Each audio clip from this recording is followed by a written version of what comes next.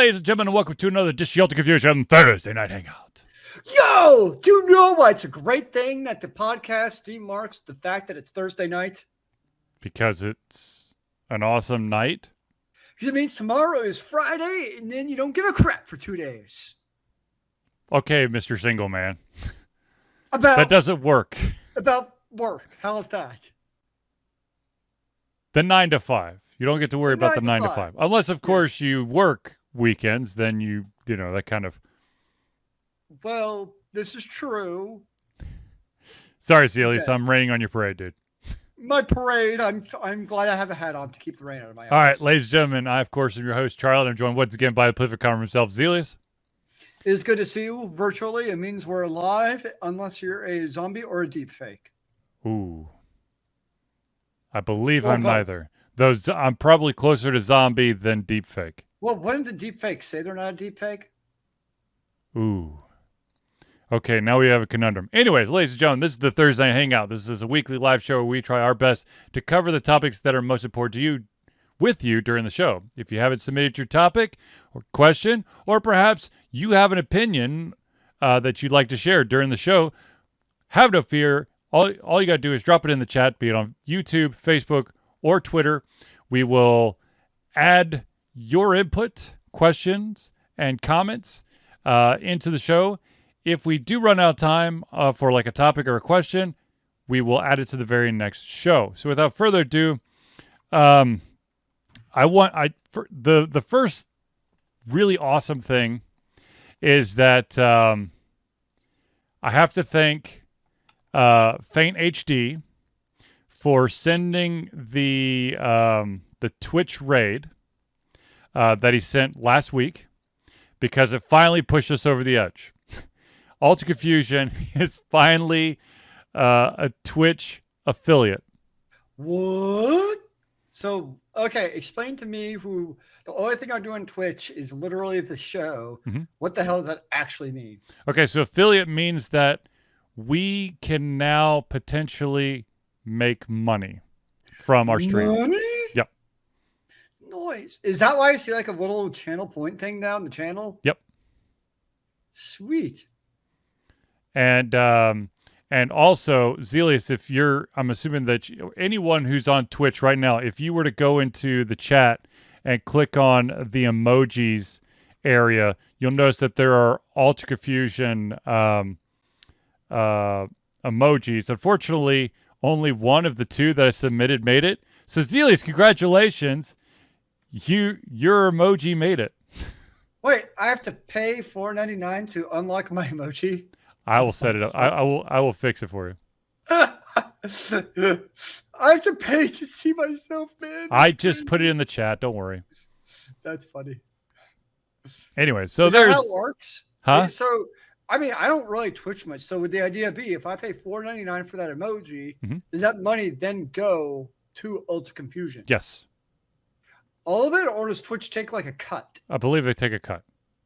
Believe me, I had to fill out a lot of tax paperwork. Oh, because it's income. Yeah. That's funny. Yeah. Wow.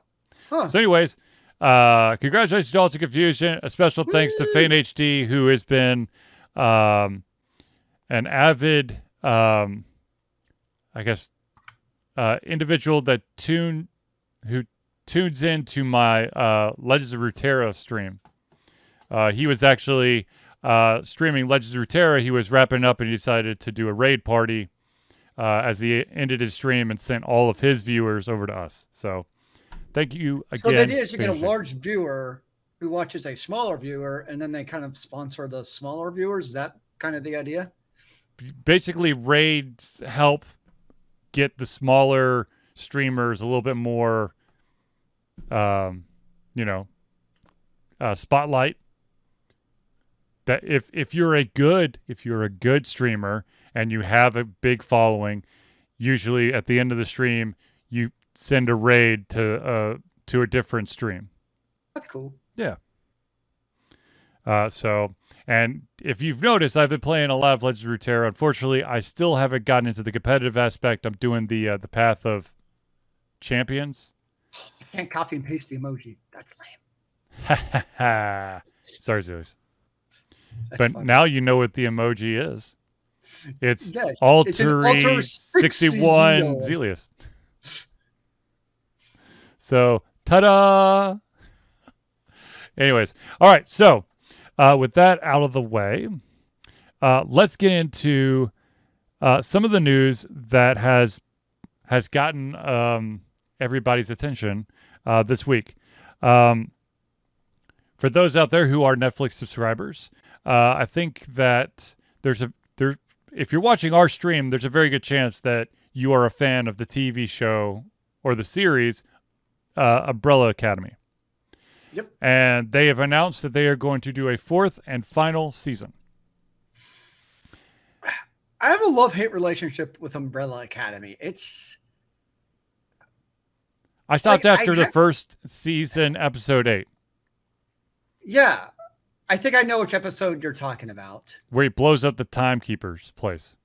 Yeah. I just don't know how I feel about the show. Like, sorry, spoilers, but that it premiered in 2019, guys. So like, that's it's a show I should really like. Yeah. And there's good things about it. Like, it's beautifully shot. The cinematography is great. The cut, like, all these like peripheral things are really good. Yeah. There's just something about the actual storytelling and some of the storylines that just bore the ever living hell out of me. And I don't know. I just can't do it. There's just something about the show that just doesn't draw me back into it. Fair. Like I said, I put my foot down after that episode 8 and never came back. Now I will say though, I mean, the good thing is we've seen how many shows get just cut the axe. Yes. No closure. So those who are the fans of the series will get the closure. I did briefly saw this online, and from what I've heard is they've already done most of, I guess, the comic book content already. The graphic novel. So at least they're not going to pull like a Game of Thrones, pull like 6 seasons of just random drivel. So yeah, they get the chance to come back and finish it off. So hooray. Yeah. I mean, congratulations to those Umbrella Academy fans out there. The showrunner had a quote that said, "I'm so excited that the incredibly loyal fans of the Umbrella Academy will be able to experience the fitting end to the Hargreaves siblings' journey we began 5 years ago. But before we get to that conclusion, we've got an amazing story ahead for season 4, one that will have fans on the edge of their seats until the final minutes." So if you're still watching Umbrella, apparently there's a ton of people out there still watching Umbrella Academy. So be on the lookout. I think the 3rd season premiered just this summer. So, but did you see that there's more news about the showrunner? No. He is going to be moving on after that to then do, I don't know his actual title, showrunner, executive producer, whatever it is, the guy in charge. He's going to be then doing Horizon Zero Dawn after that. Interesting. Yeah, so he said that's basically he'll finish up Umbrella Academy. Wow. I kept on keeping Warehouse 13. I'm like, it's not Warehouse 13. It's not Warehouse that 13. Did not have a good ending. It's like montage, and that's the ending you get. Yeah, so Umbrella Academy. Actually, a bunch of Warehouse 13 people will be at Dragon Con, but anyways. So are you going to Dragon Con? Yes, I am going to Dragon Con. Our friend Hero Chiropractic will be taking this Dragon Con off. I don't blame him. It'll be interesting to see. I'm going with my usual. I'm going because my usual friends are going. Gotcha. So I'll be going with them. We'll see how it goes. I know I don't know. We'll see. I don't know as far as, we spent in the past a lot of time like in the hotels, congregating, all that stuff where there was no thought to bodily room and social distancing. So we'll see how it goes. Did you hear about the, I think it's the Hilton pre-selling a bunch of party tickets for like a bar party that ends at like 10 at night. Everyone's going, Dragon Con's like an all-night thing, right? You ending it at 10 is just weird. That's interesting. I guess because they know the rest of the party start at 10? Maybe. Yeah, I don't know.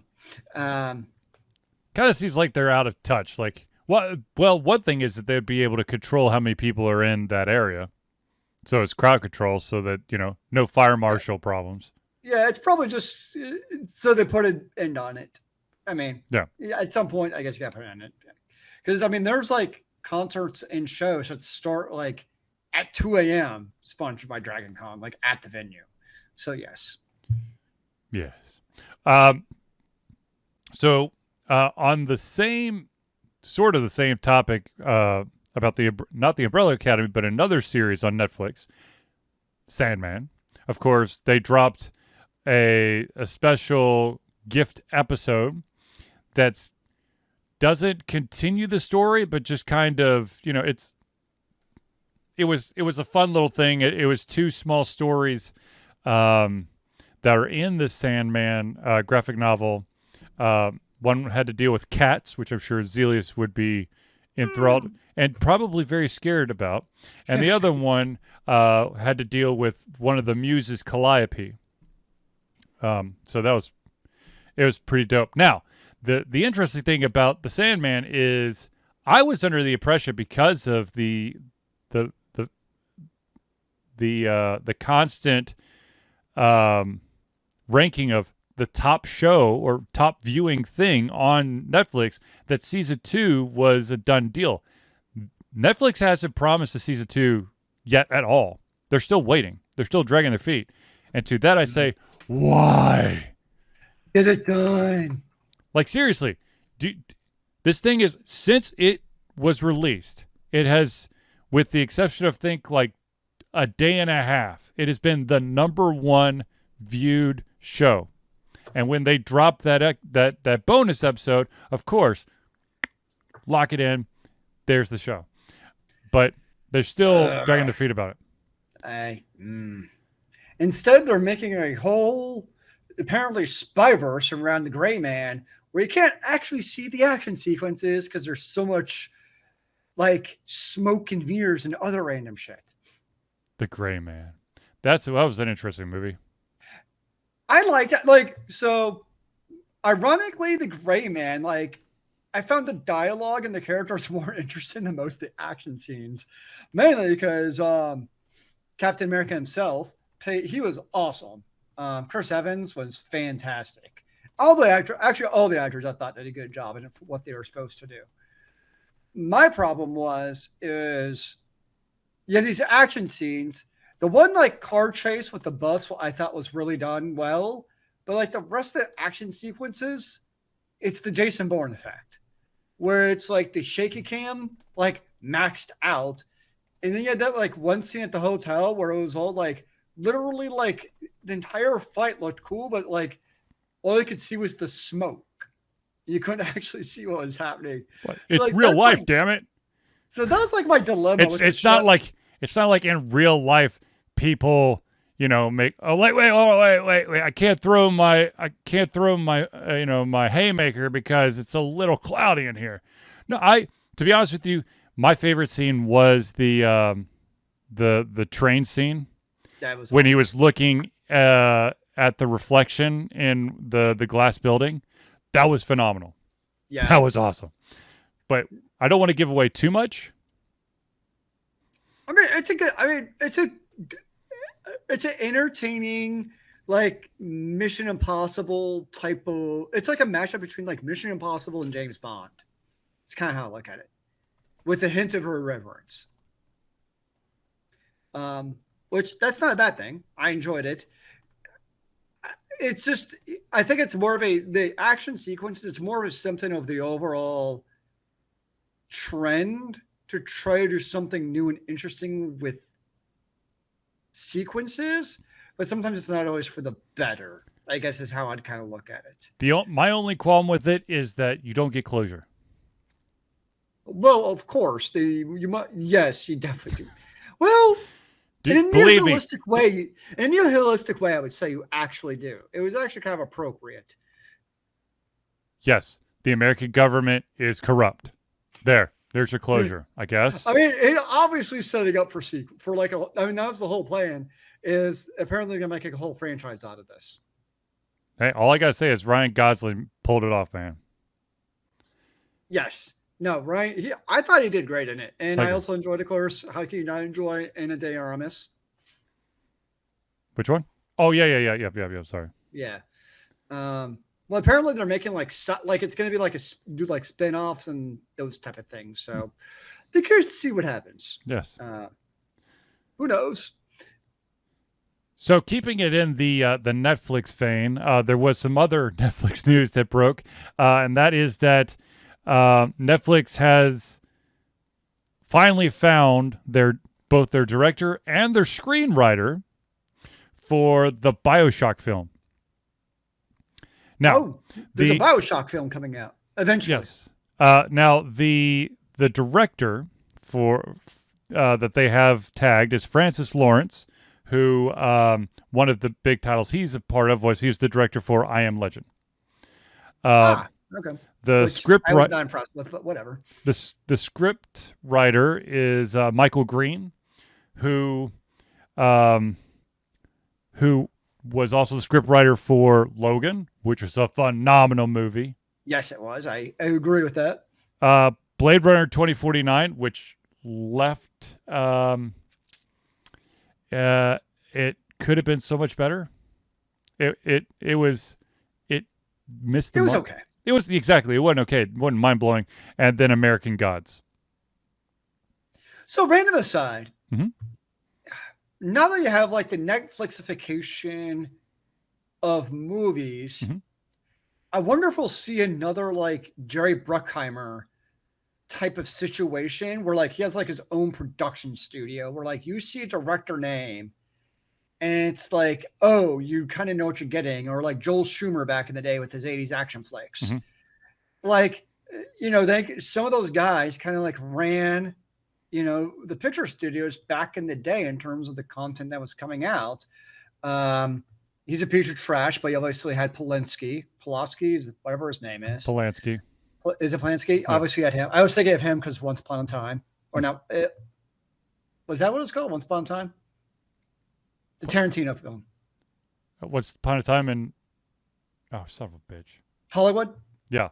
Yeah, in Hollywood. He was in it. Well, in it. Yeah.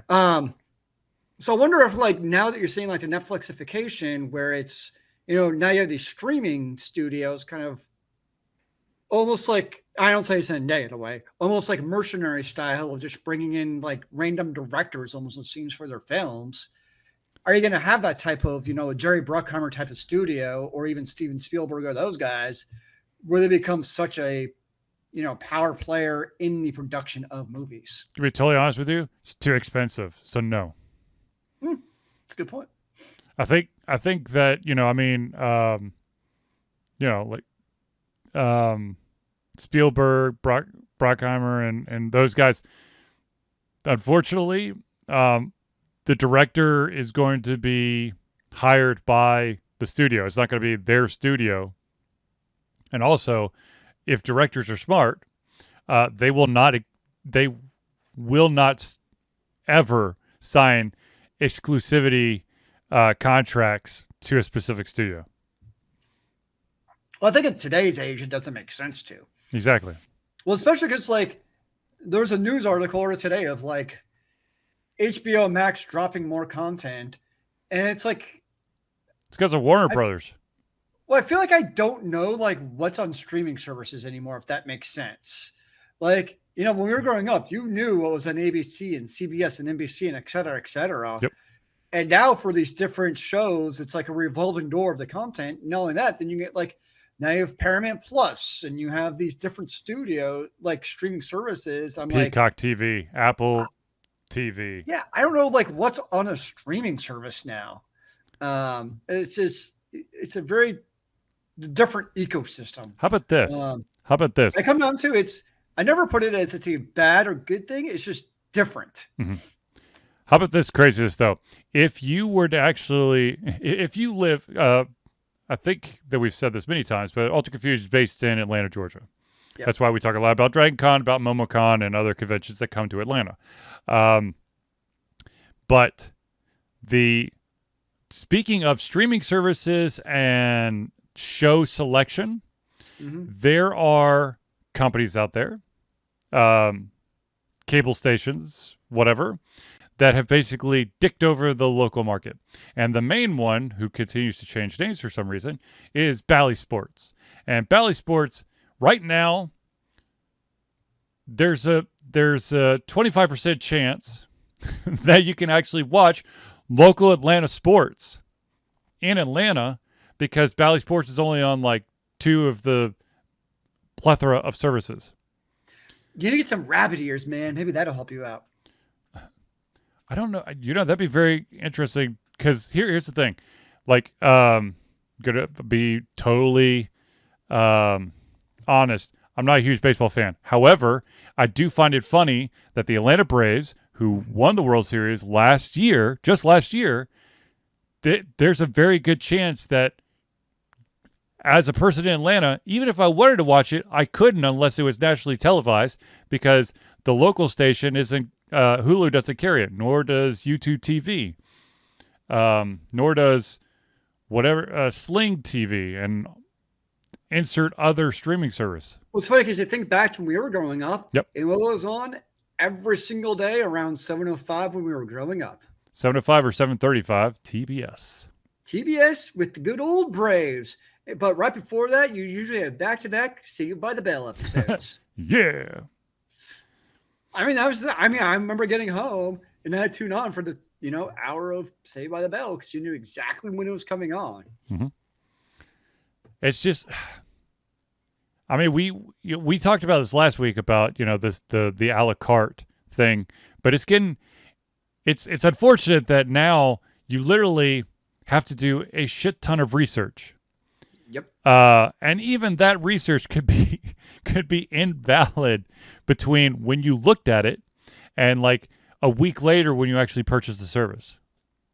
I.e., if you were, a month ago, HBO Max and all of their offerings, if you were to compare that from a month ago to today, where they've dropped 36, I think 24 shows and 12 movies from Warner Brothers. And of course, Warner Brothers is just going on a freaking crazy, I don't know what the hell's going on. They're canceling show. Of course, they're pulling it off the HBO services, but they're also canning movies that are almost 100% done. So, and yet I think it's like one of the main honchos, like, you know what we really need to do? We just need to bring back the Snyderverse. I'm like, dude, stop canceling shit first. Well, and I'm so confused because in my YouTube TV now, I have like a random panel for like free movies from HBO. And I'm like, huh? Like, do I now mysteriously have like, because sometimes you get like free trials to like different like services, but like I can't figure out, mainly because the interfaces are so trash. Yes. As far as like, why do I have these now? It would kind of be useful to know. Yes, that would be nice, wouldn't it? But yeah. I don't even know. And the of course, right now we're also, prices are going up on everything, and so you have a lot of on the fence shows on all the different services that are getting the boot. Yeah, I mean that's one of the reasons, think about back in the day, they loved the procedurals like NCISs and all those. Law and Order. They're not that expensive to make. You have a couple of sets and, a lot of outdoor sets. Not that expensive to make once you have it. Well, like Law and Order is like, it's a law office, it's a courtroom. Maybe it's a visiting, it could be an interrogation room or something. I say, yeah, you got to have the holding cell. You got to have the holding cell, and then random, like ransacked apartment in Brooklyn. The generic apartment. Yeah. Yes. Which it's the same apartment. We just rearranged the furniture and took away the temporary wall. I'd be actually interested to see, could you connect like the Law and Order in like NCIS and CSI worlds by looking at the randomly ransacked apartments and figuring out they're all like actually from like the same hallway, probably. They're just one floor separated. Most likely, yes. It's like the epicenter of crime in cinematic history. Speaking of epicenter crime, there was an unfortunate joke that came out about Atlanta, and I unfortunately have to agree with that, and that is that Atlanta now has Los Angeles traffic, Chicago crime, and New York real estate prices. And yet, according to The Economist, we're the best city to live in America. No, we're not. Somewhere in Iowa. No, it was like a different one. Like there's, they have like different metrics for things, and like the super place, the super best place to live is like in the middle of nowhere. I'm like, yeah. I mean, I guess in a way. Yeah, the Economist publication names Atlanta the most livable city in the United States. Okay, most livable. Does not mean the best. Asterisk, if you have a car. Yes. Asterisk, if you don't mind getting absolutely lost and frustrated with public transportation. Asterisk, you can figure out which Peachtree Street you're on. Asterisk, if you come to grips with the fact that you will never actually see all of Atlanta in your lifetime. But hey, have you driven around the entire loop in one day? I have. Yes, I have as well, because I went the wrong way. I did not go the wrong way. Mine was because of a trip to the airport. I was coming from the airport and need to get to 85, and I went the wrong way, so I went around the outside of the city and came back around. Wow, you took the very scenic route in that case. Yes, exactly. I took the wrong way. And now, of course, if you move to Atlanta or just try to drive through Atlanta, they've decided to do all the wackadoodle crazy shit they've always wanted to with the highways. And so I apologize for anyone who visits the wonderful area around 285, 400 area. You will get lost. I hope that your I pray that you just decide to let your navigation do surface streets, because you're not going to be able to do your navigation on the highway. Because it keeps on changing like weekly, and the navigation system's like, It's like, well, the other thing is because they're all these little offshoots are so close together, it keeps freaking out, going, are you going straight? Are you going off? Are you going off and then going to the right? Are you going off and going to the left and then veering to the right?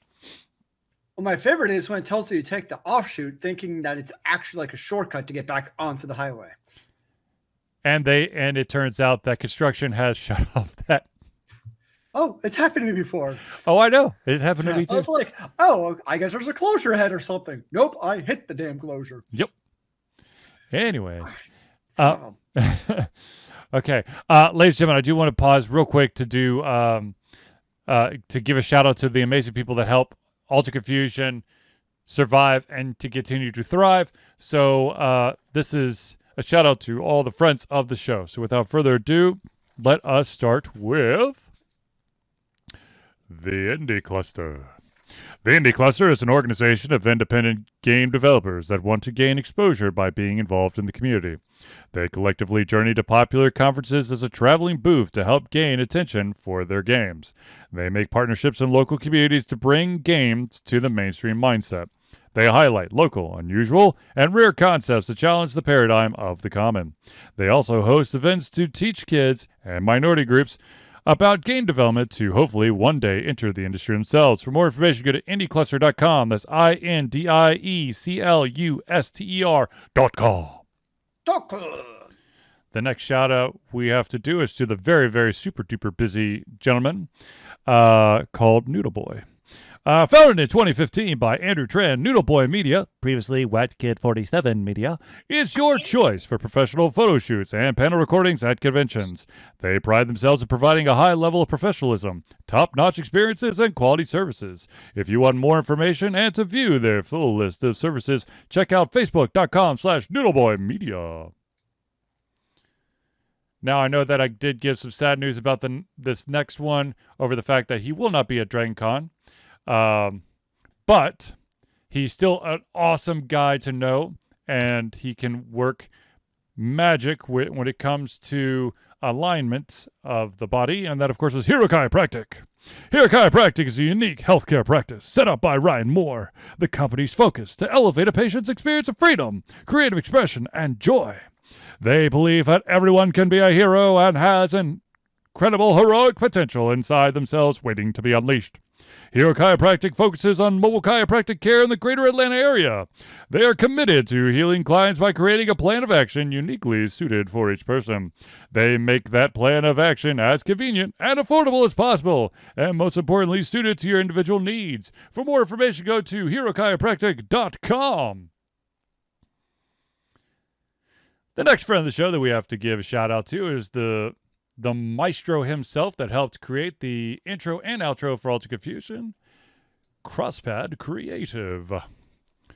Need a new logo or want to work on a full branding and content strategy? Or maybe you need music or audio for your content, just like Ultra Confusion. Crosspad Creative offers a whole host of solutions for individuals and small businesses. Just email Josh at crosspadcreative@gmail.com and see what he can do for you. And the final shout out has to go to the amazing gentleman who has not only helped us via Patreon, but he's also helped us at conventions.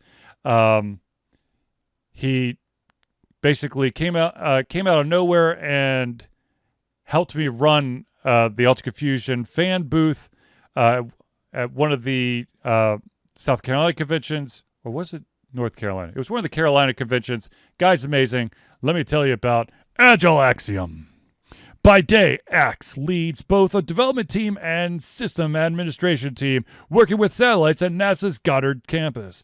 But while not in meetings, and many times during, he is the Agile evangelist Agile Axe, championing the philosophy of Agile and trying to make the world a better place for software developers, testers, system admins, and software projects the world over. Decades of experience in software development and leading Agile teams are brought to bear against evil processes, ineffective work, and bad habits. For more information, go to agileaxiom.com. That's AGILEAXIOM.com. And I do want to point out that he has actually written a book, and I meant to bring it down, but I did not. So I'll have to... Have you read the book about Agile? No, I've unfortunately been sidetracked by some other work, but it is something that my work is pushing, so I will be enjoying Axe's book on Agile. Oh, have fun with that. Yes. Anyways, ladies and gentlemen, of course, since we did the Friends of the Show, we also want to give a shout out for certain parts of Ultra Confusion. The first one that is most important and closest and dearest to our heart is the fact that for the 11th year straight, Ultra Confusion is proud to say that we are fundraising for Extra Life. Extra Life is gamers doing what they do best, game, to help sick and injured children at their chosen Children's Miracle Network hospital. The money that we raise through Extra Life will go directly to Children's Healthcare Atlanta as unrestricted funds. This means that the hospital decides where and how to spend the money to ensure the dollars we raise make the biggest impact in the lives of the kids they treat. So if you have the capacity to donate, please go to extra-life.org and search for Ultra Confusion today. Now, I know there's a lot of people out there who are wondering, okay, you did the Friends of the Show. How can I be a part of it? Well, ladies and gentlemen, let me tell you about the fact that Ultra Confusion survives on the love and support of fans like you. And so we have a Patreon page. Patreon lets you, the fans, lovers, haters, demigods, interdimensional beings, gods, demons, alien supporters, and more to become active participants in the work we love through a monthly membership. This gives you access to exclusive content, community, and insight into our creative process. In exchange, we gain a bit more freedom to do our best work. We currently have two tiers that you can subscribe to. The first tier is $1 a month or $12 a year, and what that will give you access to is the Patreon-only posts and polls to help the future of Ultra Confusion, as well as early access to all the playthroughs that we post. Now, if you want to bump it up to the next level, it is a $5 a month or $60 a year tier. Not only do you get everything at the $1 tier, but you also have your name or organization added to our Friends of the Show for every Thursday night hangout. So if you want to be a part of this party, go to Patreon. That's patreon.com/Altered Confusion.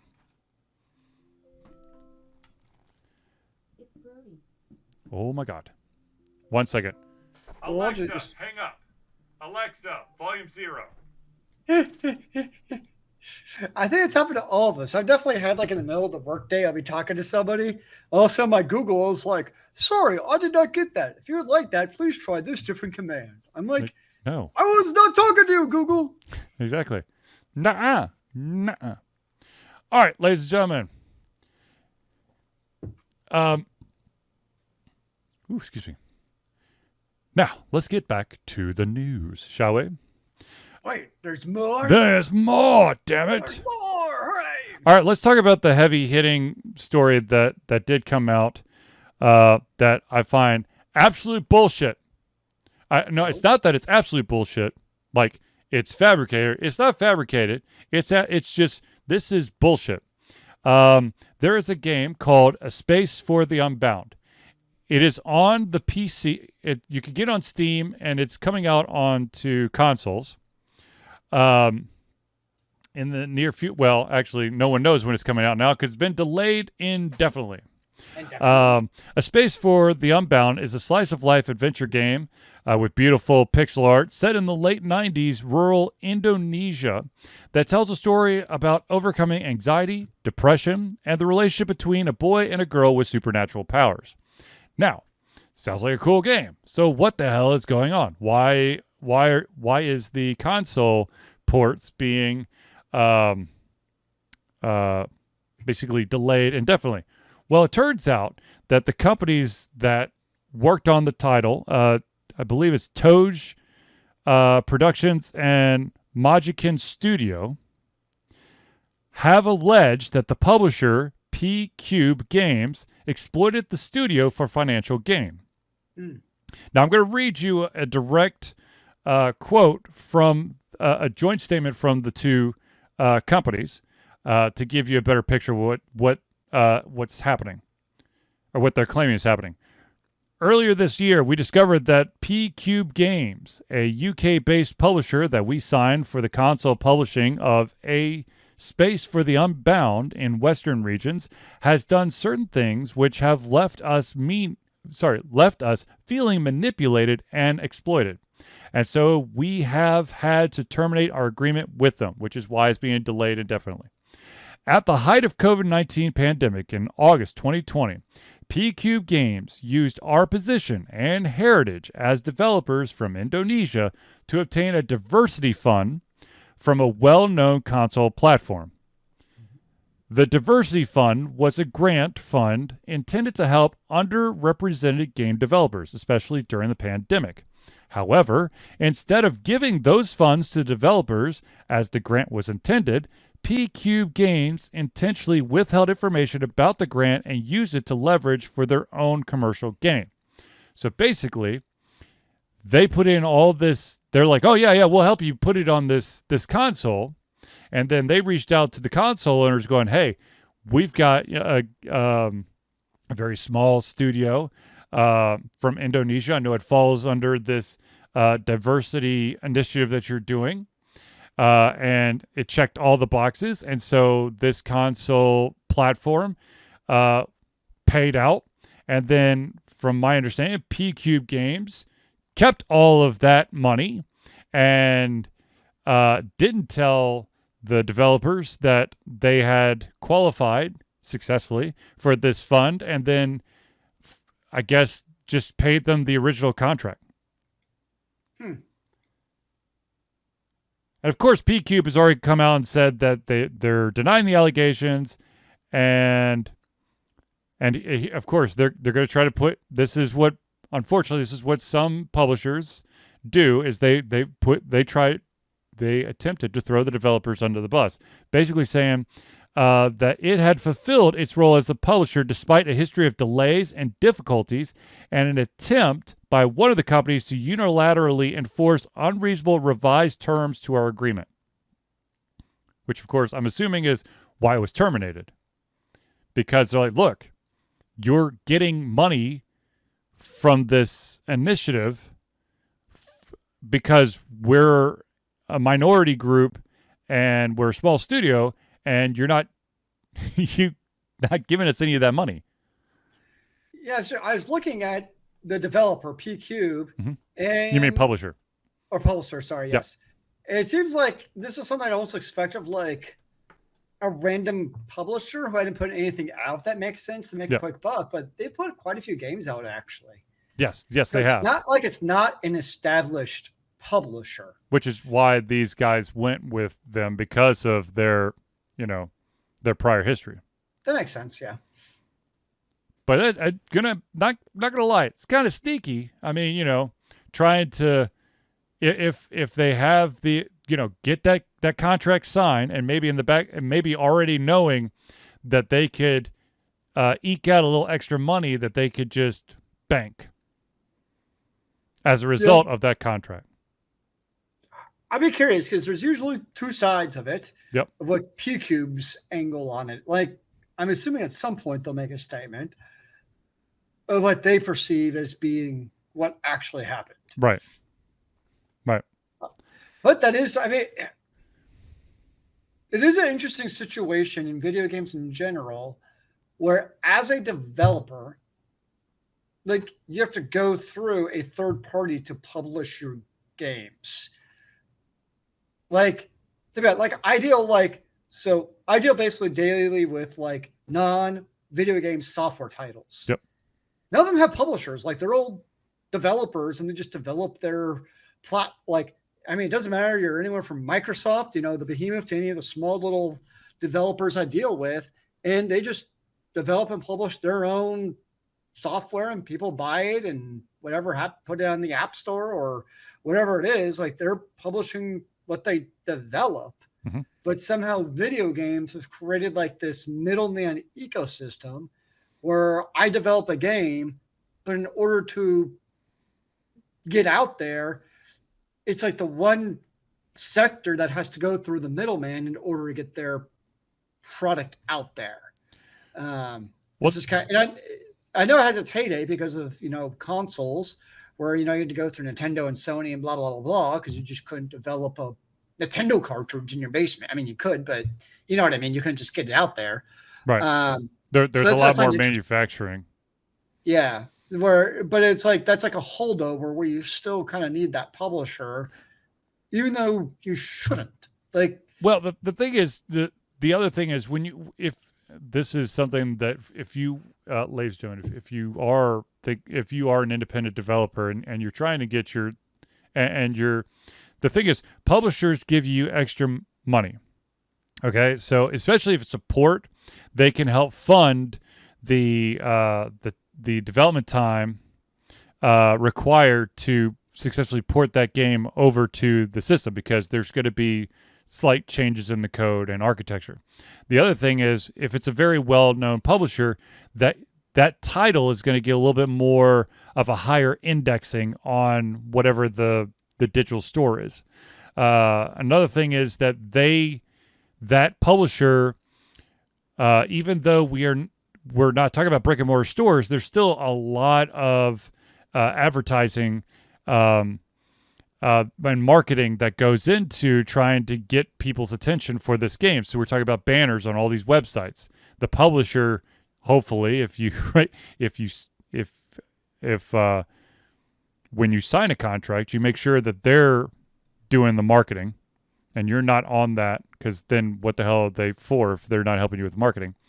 But I mean, I guess the thing I hate about it is like it creates to me, maybe in my own little naive world, it creates like an unnecessary layer of bureaucracy and basically non-value added if everybody were on the same playing field. And it's like, it's basically a bunch of bureaucratic level C manager nonsense is how I look at it. True. But at the end of the day, it's about the dollar sign. And unfortunately, as much as the problem is it just it literally costs the developer money to have a publisher. Like that. I mean, the publisher has to make their money somehow. It causes the developer to lose some of its freedom. That too, yes. Because that's the other deep dark secret about a publisher is if you're a developer and you've got this game, publish it on something that doesn't require a publisher, and then get a publisher if you want to port it. Because if you don't release your game and you sign with a publisher to help fund it or whatever, that publisher depending on the way that your contract is worded, could cause you to basically lose the integrity of your game, the storyline, a lot of the mechanics, simply because, or they might try to crunch you to death because you signed a contract that said the game will be on this day. And some publishers are absolute douchebags and will not give you wiggle room. Or they'll just ask for the advance back, which of course is always gone. If you're a small developer and you don't have any money, that's why you got the publisher in the first place. Not that I would have ever heard of anything like that. I mean, having... when you finally finish developing your Christopher Prime video turn-based RPG. Yes, my text-based die roller. Yes. So too much to ask. Yeah, exactly. But, I mean, hopefully something gets worked out, and unfortunately, this might just be another cautionary tale for developers who fall into a minority or a certain subset that could potentially qualify for these grants or whatever. To actually do additional homework. Well, I mean, it's rough when money's there intended for a good cause. That doesn't always happen. Like a good example is, what happened during the pandemic, and you had the loans that were supposed to go to small businesses. Yeah, going to like random places that don't need I forget what they're actually called, the loans now. But like, yeah, a good case, like there's a place in town here in Atlanta called Java Cats, and basically it's a coffee shop and then a cat place where you go and you can play with cats and donate them. That was the very definition of a place that on its own had major financial difficulties due to the pandemic because people could not come in. And they had to close down their two locations here in Atlanta this year. And the main reason is they did not get these pandemic loans. And it sucks because you think of I know of the places, PPP loans. Thank you. I thought that's what it was, but I was like, that doesn't sound right, but it was right. Yep. So the people, and I know of places that I won't name who got a PPP loan who are like, there's absolutely no reason they should have got a massive PPP loan. Yeah. Because they could have easily stayed afloat without it. And yet you have someplace like Java Cats where they could not, literally, they had to close down because they did not get the PPP loan. And that's just one example they post this on Twitter or Instagram, so it's not a secret. But there's tons of businesses who are in the same boat, small businesses, the ones we want to be supporting, who close down, and yet you have places who do not need it to actually continue to keep their doors open, get it. And that's where it kind of sucks. I agree. Yeah. So, I mean, we'll see what comes of this, but that sucks. I mean, that's unfortunate. It's unfortunately what I got to say. Now, let's going from that sucks to that's quite bizarre. Ooh, I love bizarres. Does the bizarre suck? Rockstar Games has made a very interesting move on their official Twitch page. Or Twitch channel, I should say. You know what I mean? Okay, I have to interrupt. What's that? You know, for as much as you lambast, was it Chrono Trigger that Chrono has like Trigger. a release? The game that's been on every single platform, including your toaster.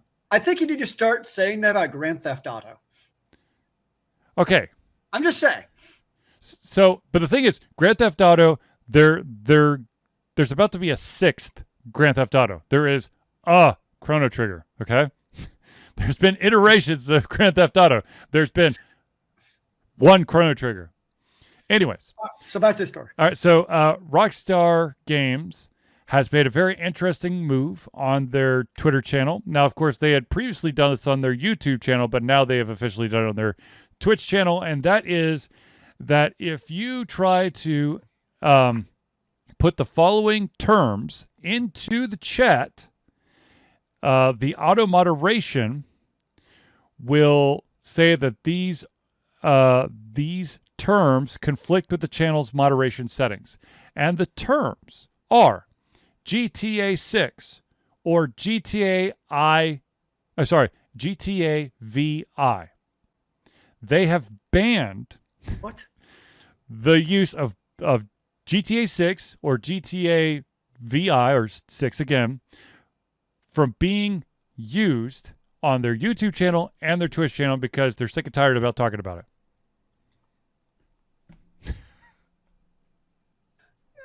I mean, okay, actually, you know what? I can kind of see that. Like, if you're in a game and the chat is just nonstop, like memes and jokes and idiocies about GTA 6, and that's like literally, it's almost like a bad form of Baron's chat. Or if you don't know what Baron's chat is, basically it's where Chuck Norris jokes started from Final Fantasy, from World of Warcraft back in the vanilla days. It was sad and pathetic.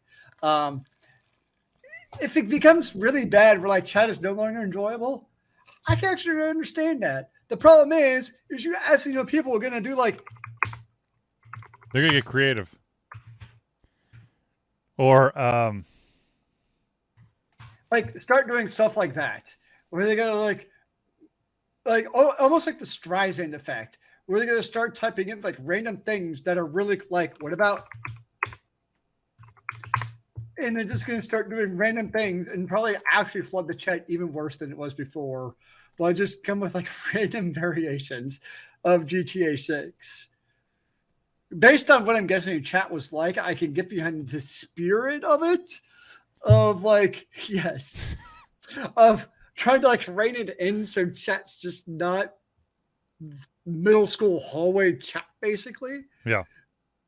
But you're not going to win. You're just not going to win. And actually, like Final Fantasy 14, like they have no global chat. And on one hand, it kind of like, man, you kind of miss it and that sense of community of like a global chat.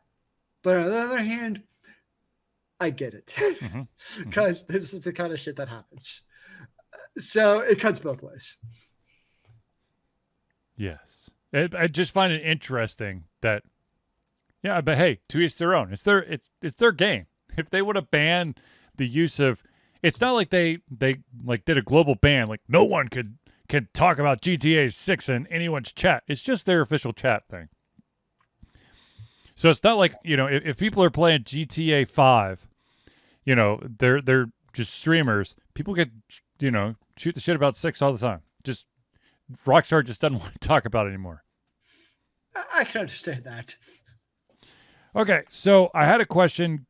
We had a question that came in. Today's Thursday. Sorry. Lack of sleep is causing me to lose track of days. I believe it was Monday. No, sorry. It was Tuesday night while I was streaming. And the question, which I said that I wasn't going to answer on the stream simply because it was a very interesting question to just ask on our show, is how do you cope with your favorite OP gaming mechanic getting severely nerfed?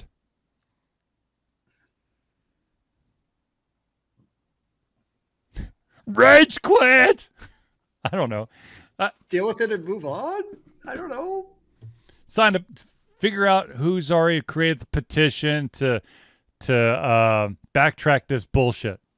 I mean, I guess my situation with that is most games where you're going to have this, the Nerf bat, Mm-hmm. you're probably playing a DPS character in all likelihood, which I rarely play. I mean, I do play mobile social games, but I don't really play DPS style heroes. I usually play healers or tanks. We usually aren't going to get the Nerf bat as far as the DPS portion goes. Mm-hmm. I mean, I'm a little bit disappointed. Like, I know in like Overwatch, they kept on actually nerfing Brigitte and Mercy, who I enjoy playing, and I haven't actually played Overwatch in quite some time now. So honestly, like if it's a character who like I really enjoy that character, right? Like they're my main, and they nerf them, probably more than anything, like from a just like, oh, well, I could learn to play this other character, or I could just play this other game that's been my backlog for like the last 3 years, like every other game. I'm probably going to move on to one of the games in my backlog at that point. So that's kind of probably my angle. It's like if it's nerfed, especially if it's to the point where it's like not playable almost, or just not as fun, because we play video games to have fun. Right.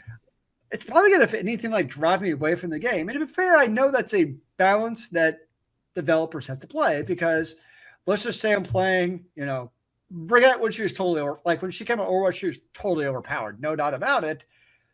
It made it fun for Brigitte players, but the problem was the opposite's also true, where it's not fun for the rest of the players. So it's definitely a very fine balancing act of, if you have that main of that character, you don't want to piss off those main players so that they quit the game. But you also got to be careful not to also piss off anybody who has to go up against that character so that they rage quit, to your point. Right. So I definitely think there's a balancing act there from a developer perspective. Especially because most of the games really other than Overwatch have both PvP and PvE, which makes it even harder to balance. Which is, to be fair, like Guild Wars 2 has skill sets for both PvP and PvE is to mitigate that exact issue. But still, it's not easy to do. Yeah, to be honest with you, I think that for me, my I guess my quickest example would have been when I was like heavy duty into Smite, and it wasn't technically the character that changed. It was like the way that my build, like one of the items either just got completely nerfed or something, and so it completely changed the I guess the speed and the damage that I could do with certain attacks, and that's not the reason why I quit Smite. I quit Smite because there's too many jackholes out there who can't understand the difference between casual and ranked. If you're playing a casual game, sorry, but there's a very good chance you might have someone on your team that they don't really know the character that they're playing. Or perhaps they just are having an off night. Because, I'll say it's probably not going to be the nerf alone that would cause me to leave a game. Yeah. It's probably the accumulation, where it might be like, to your point, it's the other asshats who've been annoying me for a while, but I've still been holding on. But all of a sudden they nerf my character, and I'm like, well, now it's kind of the last straw. So I don't think it's on its own, but I definitely think you add up things. And kind of going back to Overwatch, I think that's where people were like, it wasn't necessarily like one thing or another. A lot of people leaving the game because it was an accumulation of a lot of, either they think other characters should be nerfed or their character, whatever the case is. I think in most cases it's a lot of factors, and that may be one of the big factors. It's very possible, but you have the other, in a large part, especially MOBAs, are the social asshats. And griefing in general is definitely an issue. Right. Well, I think and this is just my opinion, I think that one of the biggest differences for me, and this is looking from the outside in, because I've never actually played Overwatch. I've just seen the fact that there's just not a whole lot of shit that goes on with except for, they retool and rebalance the players, but it's not like you're getting new characters every month or something, like every other fucking game. So when, when like when my build gets nerfed, there's a chance that there might be a new character that, as a result of me not being able to do Keranos as well as I used to, that I might check out and see if I could figure out a build that works for that one. That's true. With Overwatch, it just, once again, from the outside looking in, it just looked like, there really wasn't an addition. There was no like distraction. If shit got nerfed, there wasn't like, oh, well, since that's not working, let me check this out, because the stable or roster of characters basically been the same thing forever. Well, I got Overwatch 2 to change it up again, sir. Yeah, if it ever happens. We'll see. You keep saying that. It's going to happen. That in Diablo 4. StarCraft Ghost. Microtransactions to the 4th power. The Phantom gaming system. Hey, the Necromancer. It's coming back to Diablo 4. Don't worry. Anyways, so I think, long story short, if there's enough content for me to kind of dabble with, then I'll probably stick with it, unless the community really starts pissing me off. It definitely I think can help. Yeah.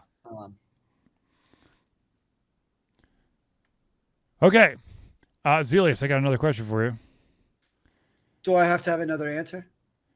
What is one of the craziest fanboy situations you've seen? And I'll give an example of one that I saw. Ironically, I was asked this question, and then I saw one. I was like, really? Apparently, there are Halo and Infinite players who are at each other's throats arguing over weapons that are going to be the best, and these weapons aren't even in the game yet. So like, oh yeah, this weapon is a game changer. How do you know that? Like, seriously. I think in general, honestly, a lot of Reddit threads. Yeah. So I think like there was one. Okay, so Guild Wars 2 was just released on Steam, and it's also the 10-year anniversary of when it was actually released, the game in general. And so ArenaNet also, they put out a gem package. It was like $25 basically in gems for like all these items. And one of them were the unbreakable mining kit, unbreakable crafting gear gathering. So normally in Guild Wars, like basically you have a pickaxe, a logging axe, and then a herb scythe, basically. And you gather your items with those. And each item you get basically takes one of them away. So you kind of have to replenish your stock. It's got durability. It's durability, yes. Yeah. And these are unbreakable, so there's no durability. So you have one set, basically, for your character, you're done, right? And people on the Reddit, posts were complaining, well, it's not really that good because it doesn't have these other glyphs. Somebody made a point where, like, dude, if it had those glyphs, you'd be complaining that it wasn't $20. Or if it was $20, you'd be complaining it wasn't free. It wasn't just giving away in honor of the 10th year anniversary. Basically, people will find a reason to bitch about their favorite game no matter what. And I was like, yeah, that's pretty much right, actually. And I know for myself, like when I was looking in, like when I still play Final Fantasy 14, when I was looking at my guild, that was a very important thing to me, was have one where basically no bullshit or drama or negative things or anything are allowed. Because like there's enough of it already, basically in any internet post that you find, people are going to find a reason to complain about it and put it down. And I'm like, when I'm in my game, I just want happy thoughts. Yeah, I want to be immersed in the environment, I don't want to bathe in radio toxic waste. Yeah, so I think like especially you start getting the forums, you'll find I feel like any video game, if you read the forums enough, you'd find a reason to think it's the worst game ever. Yeah. Because there's always going to be haters. There's always, or like my favorite one of the reviews of like, I played 4,000 hours in this game. It sucks. Like, then why'd you play 4,000 hours? Like, couldn't you really figure wanted out that to it know. sucked in the first like 4 hours? You'd think. No, I think I think that's for me that's where it gets kind of crazy. I think, and I say this slightly in jest.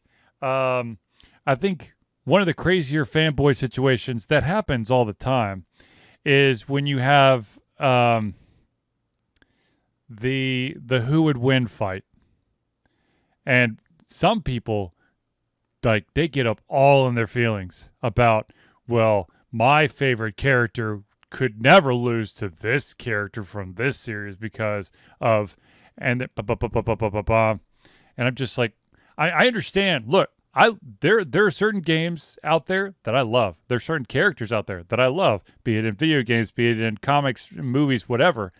But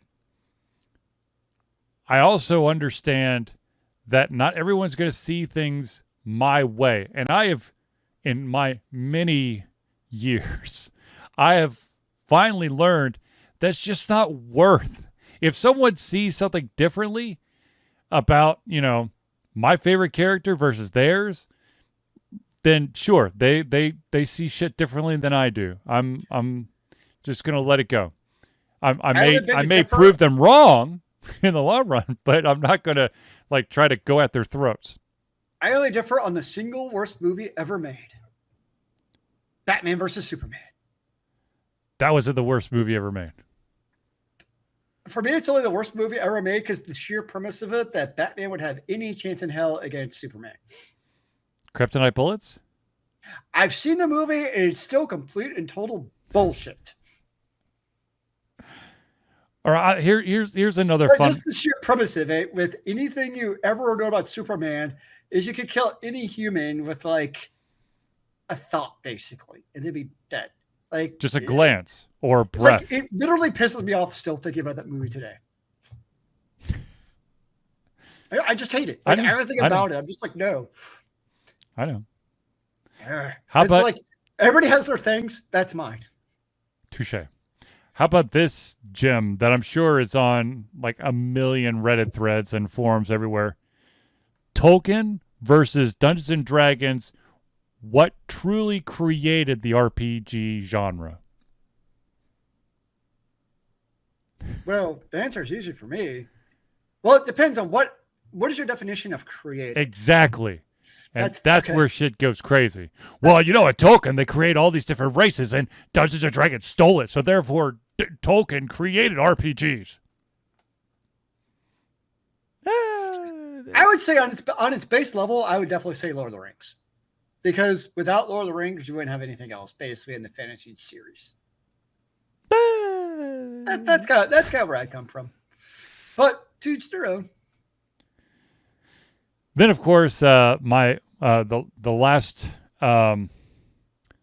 type of crazy fanboy, or just crazy, someone's got way too much time on their hands, is those psychoanalyses and analyses of actions that you took in the game and what that means about you as a person. Well, according to every BioWare game ever made, I'm Hitler. It's like one of the I think this is just starting maybe to make the rounds again, but is really? What your romantic choices in Mass Effect say about you as a person? You know what it says? It says it's a video game. It's not real. Yes, it's a fantasy world where maybe this is the 17th playthrough you've done, and you choose your answers differently every single time to see what would happen. Yes. Or this one, I mean, I don't remember when Call of Duty, the first Call of Duty Modern Warfare came out, but there was a huge controversial. Oh my lord. There you go. Scene, or I guess first act in there when you're actually playing the story mode, and it was you had to go undercover as a a terrorist, and you had to execute individuals in an airport. And they got such backlash that they give you the option to skip that part. But, of course, gamers being gamers, or people who have, too much free time, what it says about you as a person if you decide not to skip that part and actually executed the innocent civilians. It's fantasy. Yeah. I mean, it's choose their own. Basically, if you don't want to play it and enjoy it, and guess what? If you don't like those scenes, then guess what? You don't have to play it. It's really not that complicated. I know. That's the most mind-boggling thing. People who just can't stand a movie or a TV show or a comic or a video game, they just don't play it. You got a problem with the game? And just general, like the general concept of it makes your skin crawl? You don't have to play it. Hey, I do not like country music. So guess what? I don't listen to country music. Well, that's because you're smart. You don't like text story heavy games, then you don't play text story heavy games. Well, because some of us just can't read. Some of us just want to go stabby, stabby, stabby, cast spell, maybe heal, and then sell all the shit that I got off of creatures' corpses, okay? I mean, the only reason I would heal is so I can stay alive. Exactly. Exactly. That's what I'm saying. I know we're basically reaching the end, but I keep forgetting to bring this up, and I want to do this real quick. Actually, there's two things I want to bring up before I forget again. In the month of October, I believe it's October 20th, that is a Thursday. Alter Confusion will not have a Thursday hangout there then, because I will be at a screening of Clerks 3 in downtown Atlanta. You're already planning on this? No, I already bought the tickets. Nice. You had to. I mean, holy crap, that shit sold out like... I look like the information dropped about the spot in Atlanta. I waited 24 hours, literally just under 24 hours, and within that time, 15 rows had filled up in front from where it was. So I was like, "Oh shit! Bye!" So I got that, and also, ladies and gentlemen, I am happy.